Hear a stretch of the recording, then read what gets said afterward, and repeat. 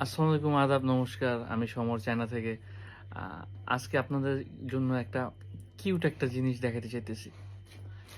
১ minute.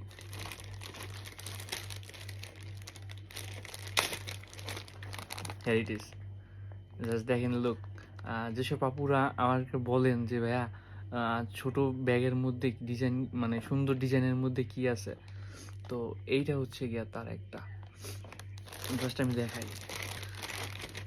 তো এই ব্যাগটার সাথে কি থাকতেছে আমি দেখাই।